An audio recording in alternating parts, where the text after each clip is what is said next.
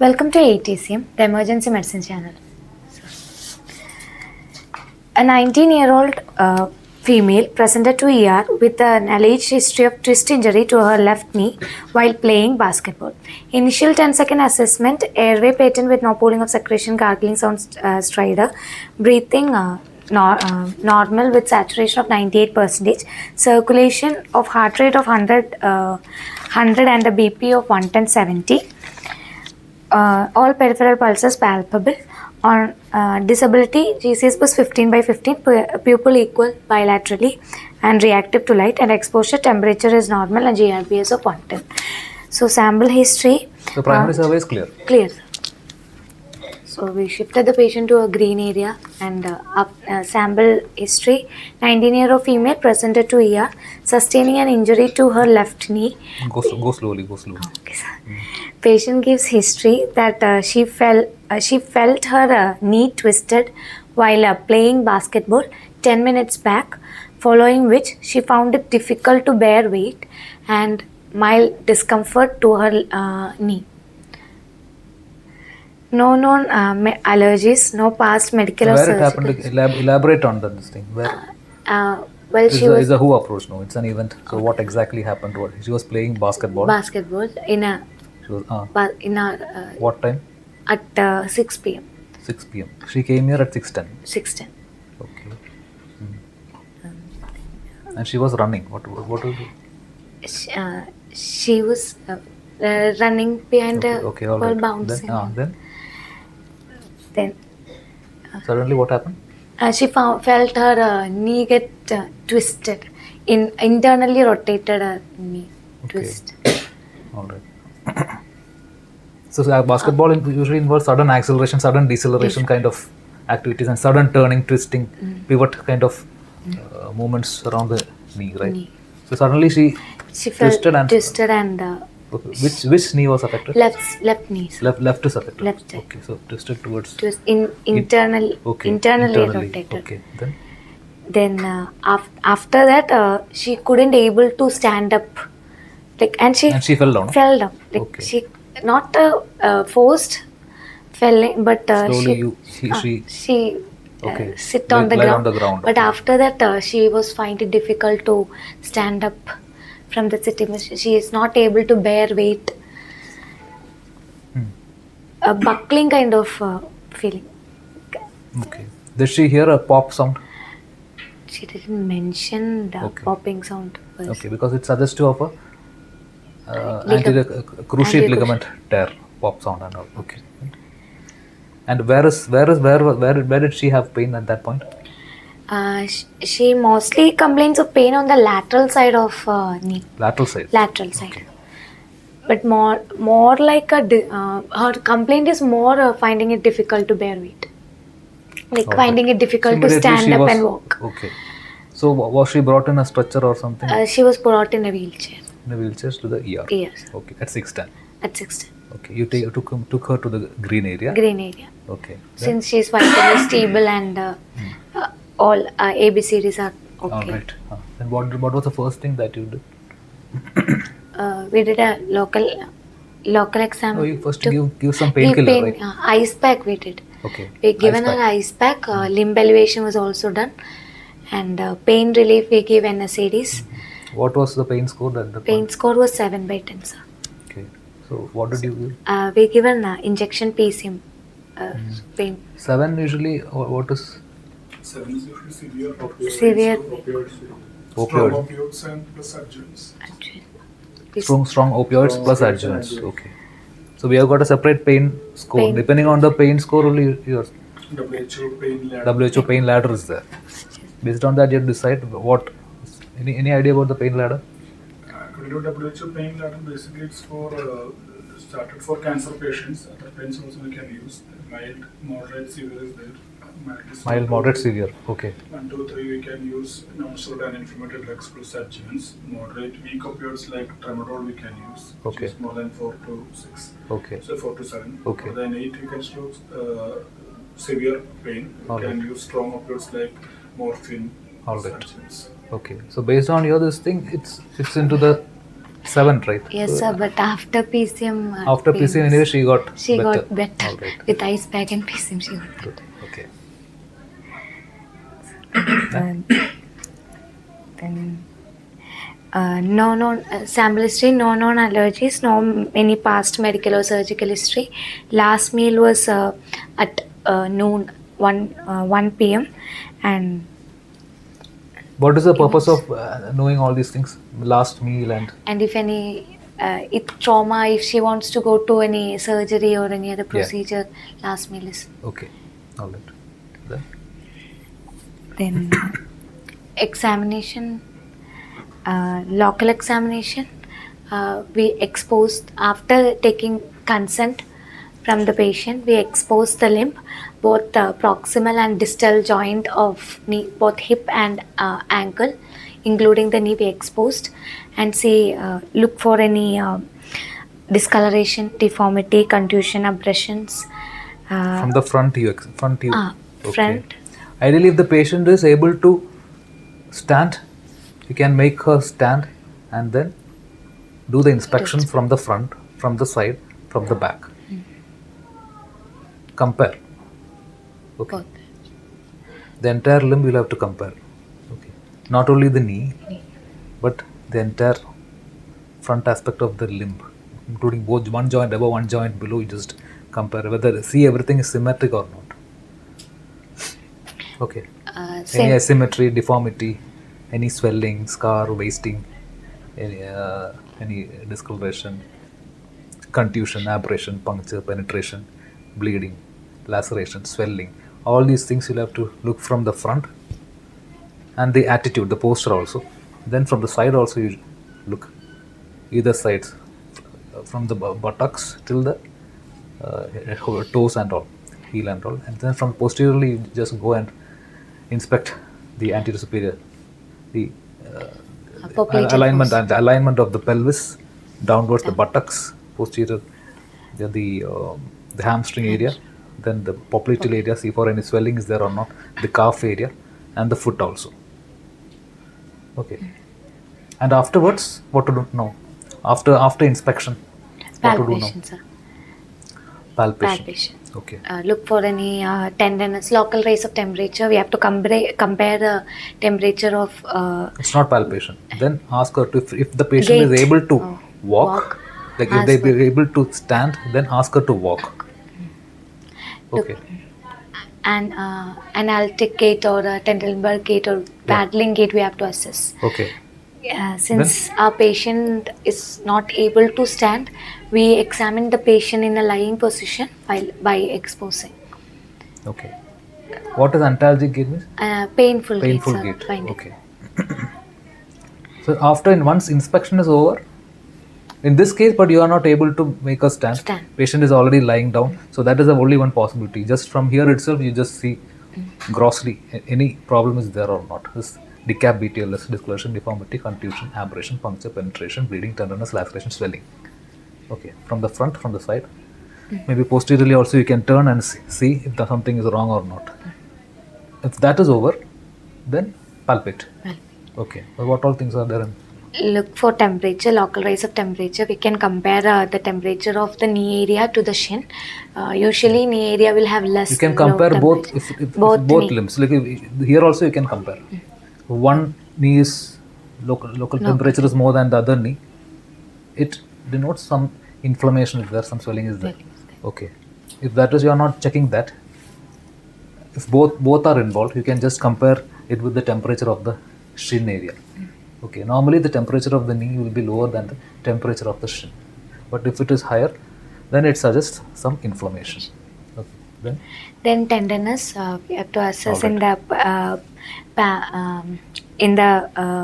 quadriceps tendon, patella. Basically, you just palpate the quadriceps, patella, the quadriceps tendon, the patella, then the patellar tendon, and its insertion into the tibial tuberosity, and then lower down you can just palpate the tibia also, because if there is some fine fracture or this thing, it will be missed. You can just palpate and then do some percussion if there is any. Okay. Then side also you can palpate. The behind the patella, you can see if joint. there is any effusion is there or not. Lateral and medial aspect, see if there is any effusion. And then you can go sideways, see for the Medial joint line. Okay, here we have got the joint line. And then what is here on the lateral aspect of the Iliotibial line. lateral collateral ligament, right? Lateral collateral ligament. Here is the medial collateral ligament. Okay, and then posteriorly Popliteal fossa. popliteal fossa, Baker's cyst and things like that. That are the Baker's cyst and all Baker's cyst. will be there. And then posteriorly also you can palpate, see the calf also. Your hamstrings also you can see, so that you don't miss out on major points. So basically, structurally, if you look at it, you have got the femur, and then the tibia, fibula, the cartilage. Okay, and then inside you have got the Cruciate ligament. anterior cruciate ligament, posterior cruciate ligament. Then comes the menisci, medial menisci, lateral menisci. Okay, medial collateral ligament, lateral collateral ligament. Okay, On top. and posterior to that you have got the artery, the popliteal artery. And here you have got the tibial nerve, which is dividing into the deep peroneal nerve. And At the head of the fibula, you have got the deep peroneal nerve, right? Common peroneal. Yes, common peroneal nerve, which again divides. Okay. So all these things have to be borne in mind. And then on top of that, you have got all the muscles also, muscles and tendons. So all these things will have to be addressed. Muscles, tendons, arteries, nerves, bones, cartilages, all the menisci, ligaments, everything. Then only you will get a clear picture as to what exactly you are looking for. In this particular case, because the patient was playing basketball, sudden twisting movement, it seems as though there is some problem inside the, like either the anterior cruciate ligament or the posterior cruciate ligament, or it could be some problem with the menisci. The turning movement, the menisci is one thing which should be suspected. Okay. Then Palpation. Then range of movement. Palpation. okay. Inspection. Palpation wise, anything was there? No, sir. A mild swelling in the lateral aspect of knee. Mild swelling in the lateral aspect of Aspect knee. of knee. Here. So some effusion you're mild effusion. Very mild. You're expecting a mild effusion there. Okay. Then You'll no have to joint analysis. do one more thing.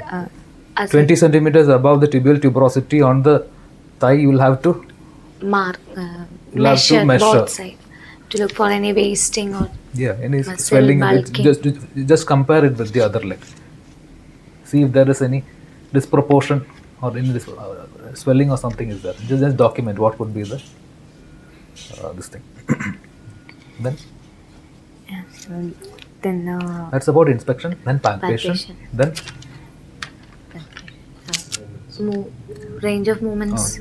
movements. Movements includes Flexion, extension. passive active movement and passive movement. Okay. Our patient is finding it very difficult to actively flex or extend his knee. First of all, you check the normal leg. Normally. Then you do the examination on the affected leg. Okay. So what is the normal range of motion in this thing? Normal knee range is 0 to 140 degree flexion. 140, 0 to 140. Okay. And extension greater than 10 degree, more than 10 degree extension is abnormal. Okay. 10 degree, if it is more than that, It's abnormal. hyperextension. Hyperextension Is abnormal. abnormal. Okay. In case of our patient, she was finding it very difficult to actively flex her. Okay. So active movements couldn't be done because of severe pain. Okay. Then passive movement. Passively, we could able to move her leg. Active, which is it the extension or flexion which was causing her pain? Flex to extend, like flex leg to extend. Like Okay. both movements she Both was movements she was she's not having pain. actively moving. Okay. Right. Then Then special test for passive movement. a passive movement, she was we could able to flex. The more like a patient is can't able to, not because of pain. patient is finding it difficult No, to... were you able to do passive movement? Yes, Like, yes, yes. You were For able to patient, do. yes. Patient was pain free when you did passive movement. My pain was there, while discomfort was there, Discomfort but was there. we could That means it wasn't completely done. The passive movement exercise wasn't done completely.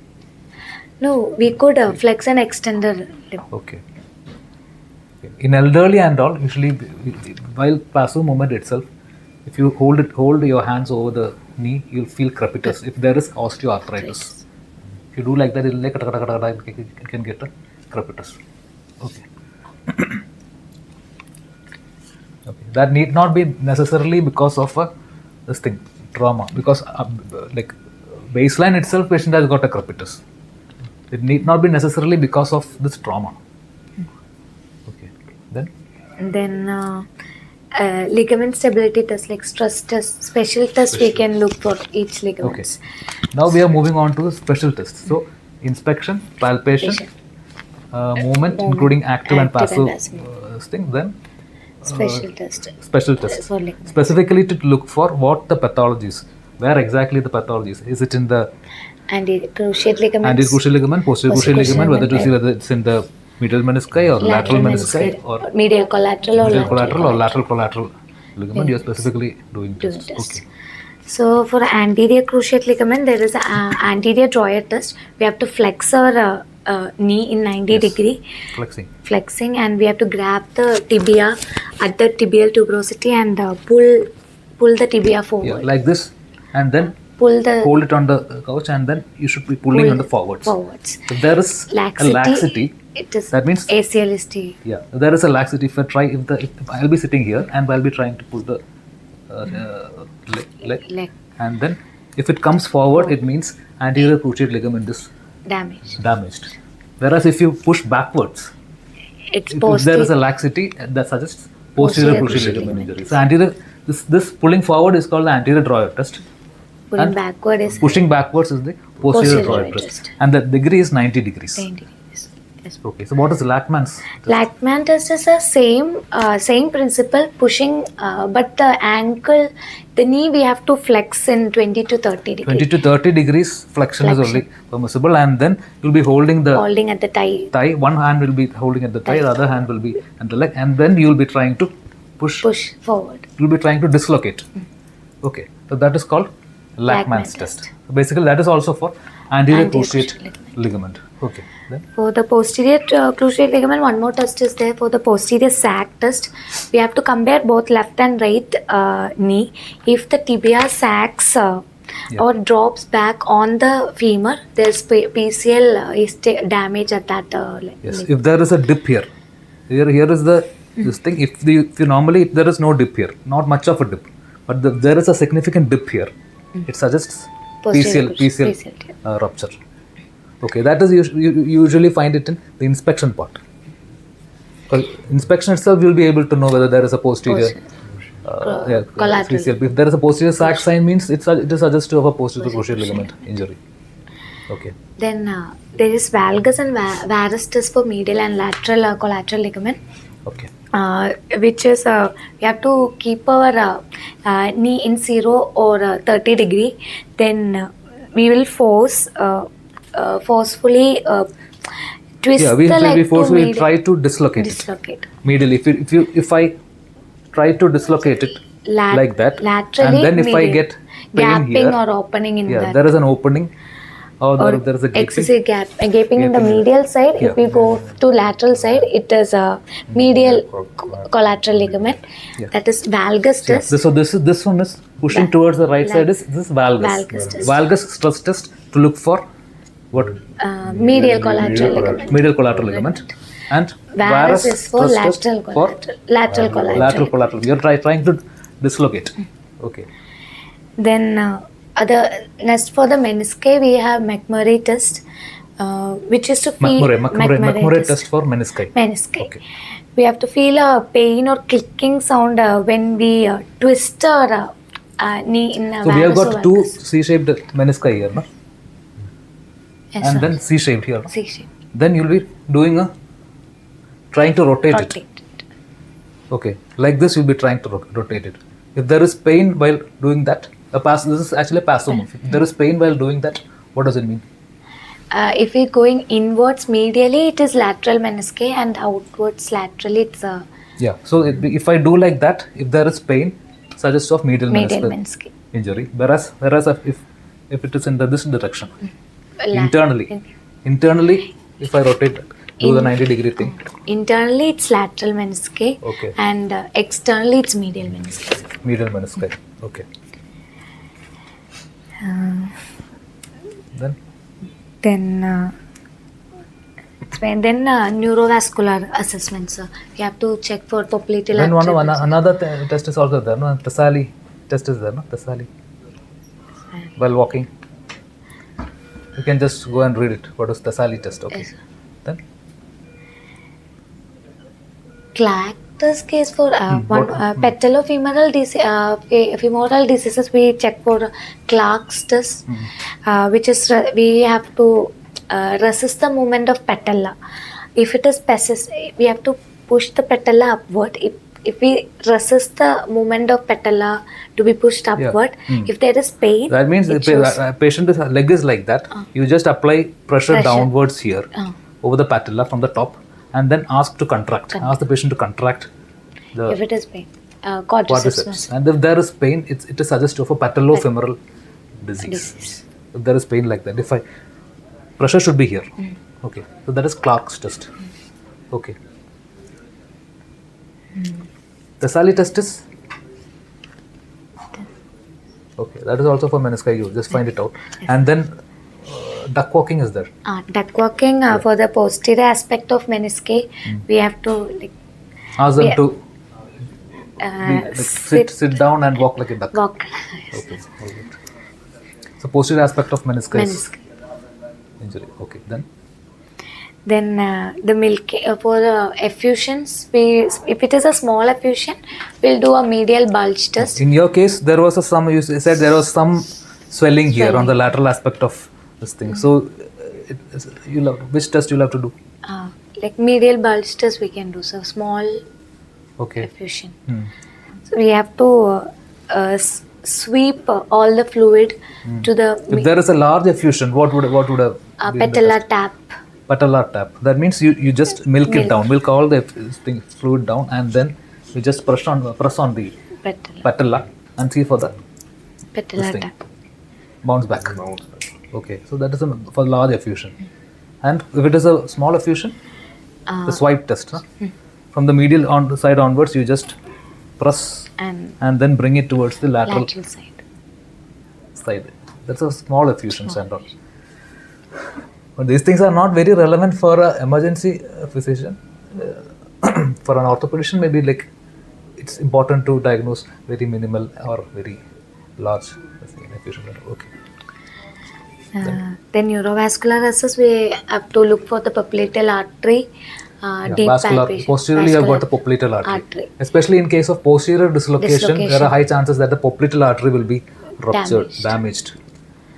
Okay, in that case, you might have to do a digital subtraction angiography for diagnosing whether it is there or not. That distal pulsation, everything is lost, means then DSA has to be done. Okay, then for common perineal nerve, we have to look for a foot drop or sensation in the first web space. Okay. That foot drop aspect initially itself you could have done in that inspection.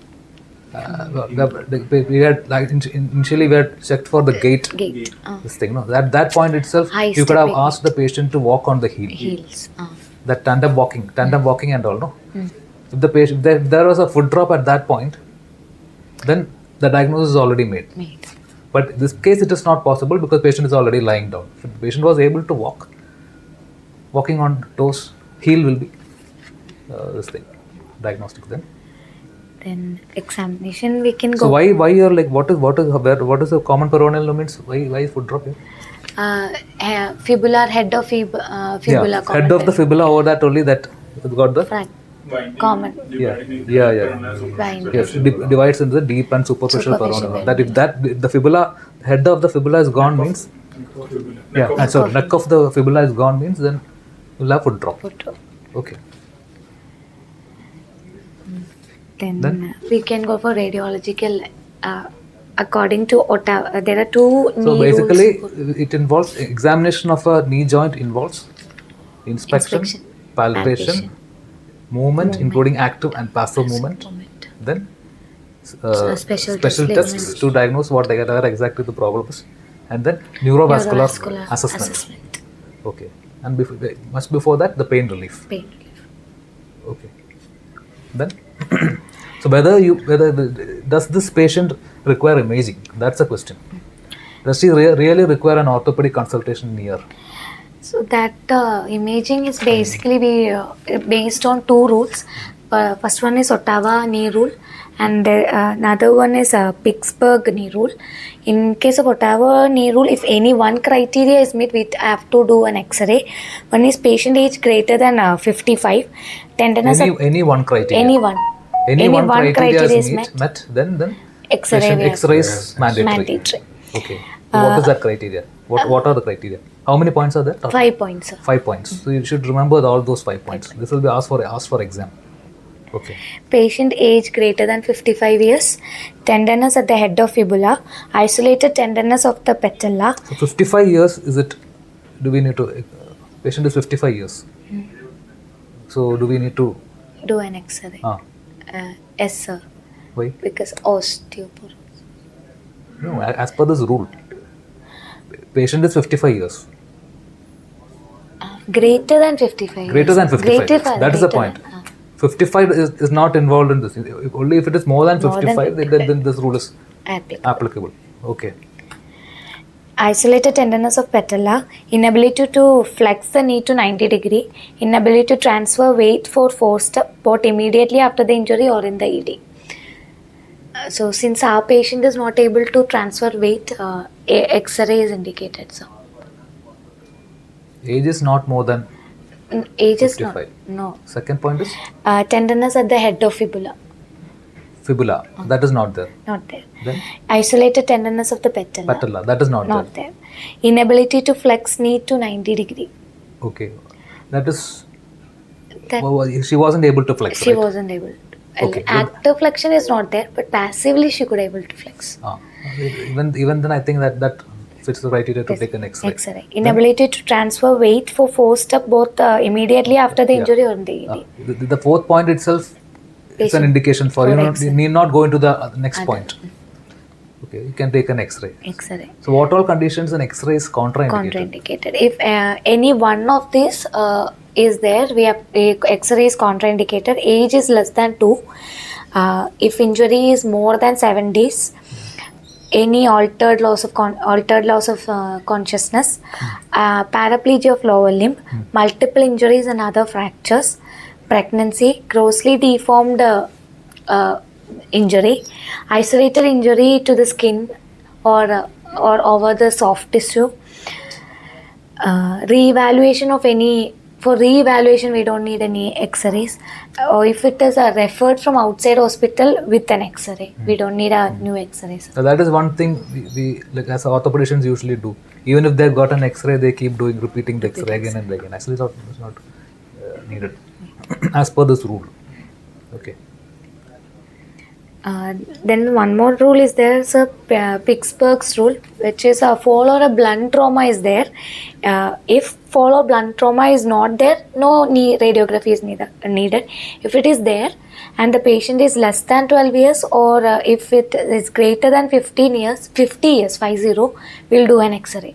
If patient is less than 12 years or greater than 50 years, like no, then we look for if the patient is able to walk for weight bearing stuff. If the patient is not able to, we will do an X-ray. If the patient is able to walk, we won't do an X-ray. So that's Pittsburgh rule. Okay. So which is better, Pittsburgh or?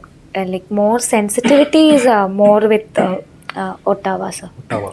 Okay. All right. So for this case, X-ray was done. Sorry, sir. Both are similar. But greater specificity with the Pittsburgh test. Specificity is more with Pittsburgh. Okay. So. Okay. Then X-ray was done for this. Yes, patient. We did an X-ray, but no obvious fractures could be seen. So we are suspecting a ligament injury. Okay. And So how will you diagnose that ligament injury? MRI and all MRI will or be needed, right? MRI or arthroscopy. Okay. So was a orthopedic consultation placed at this point? Yes, sir. We given an orthopedic Okay. consultation. Sir. So what did they do? They put a slab and Slab means from where? From where to where? from ebony slab, sir. From Ebony here, to above need to complete immobilization. immobilization they did. Till long legs, Ah, long leg. long Okay. leg splint they put, and after 2 weeks, after few days after swelling and everything is reduced, they're planning to do an MRI and see whether any injuries. And were patient there. was discharged. Patient was discharged with a slab. Okay. Anything more to be discussed? Anything? Okay. Okay. Thank you.